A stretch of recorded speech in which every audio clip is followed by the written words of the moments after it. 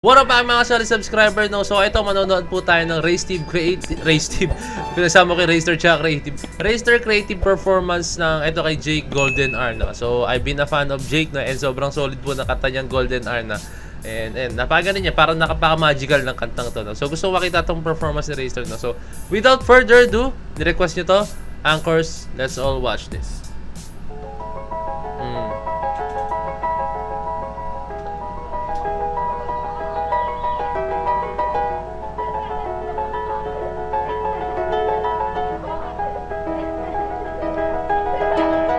It was just two lovers sitting in the car, listening to Blonde, falling for each other.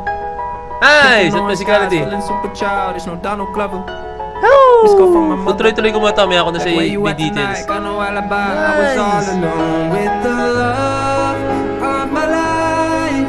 She's got glitter for skin, my radiant beam in the night. Hey, that contempt. Grabe yung galaw niya, I don't need napaka-contempt. no light to see you. We're only getting better. Driving in a circle, a whirlpool, going on forever. Could I be so Nice. lucky Nahihit niya lang nobody's yung loved me ting. without all the pressure of Ting. making tiny errors? Lagi niyang inihit yun. We just laugh it off, still having a ball. I don't wanna go home to the rest of my life. You know nothing compares to the shuddering feeling I get. Oh, when you're not right there. No, I was all alone with the love of my life. She's got glitter for skin. Hey, glitter for skin. In the night. I don't need no light to see. Oh! Hey! Ah!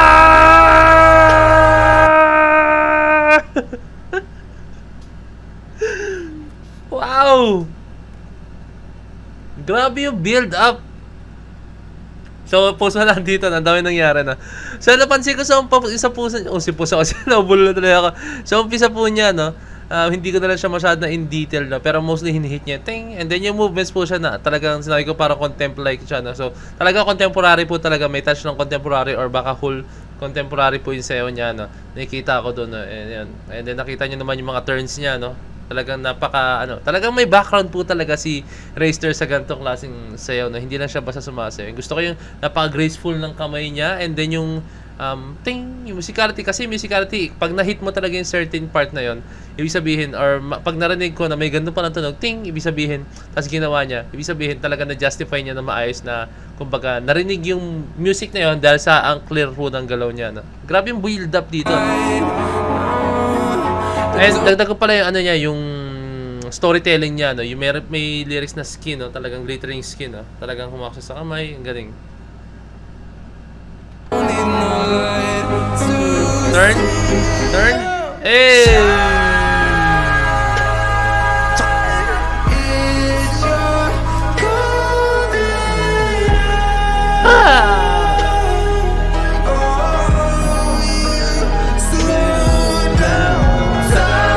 Nice! So, tsak, tug. Wow, grabe musicality ni Racer, as in, come on, heavy beat, na-hit niya talaga, no? Grabe yung packeting niya, no? Isa rin term, correct me if I'm wrong, baka may nanonood dyan mga professional dancers na, pero yung packeting kasi is pag na-hit mo po yung isang certain music, no, like na-hit mo siya yung certain movements na yun, no, and na-justify mo siya, no? Parang almost the same the same yung thought niya sa musicality, no. So yung packeting po, no, na-hit niya yung every tug. So saktong-sakto na talaga yung pagkakagawa ng steps doon, saktong-sakto. Ayun, tug. Yung bass sa bass sumasabay.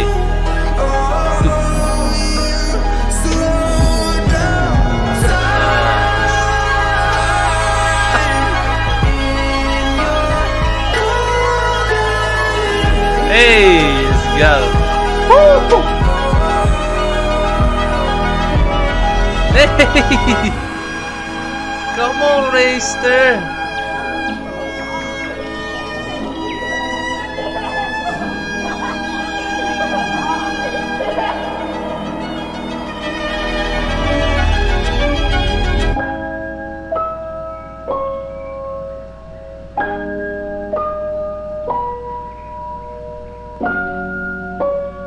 look at that emotion.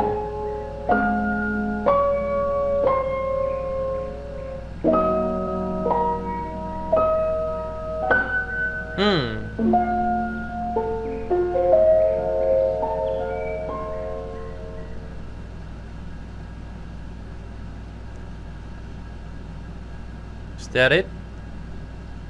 Oh, come on, bro. Grabe po yun, mga sir, no? As in, napakaganda po nun, as in. Sobrang perfect po ng ginawa ni Raystar nun. Para sa akin, sobrang perfect nun, no? Yung pocketing niya, check. Yung syempre, musicality niya, check. And then yung movements niya, kung paano niya i-deliver yung steps, check.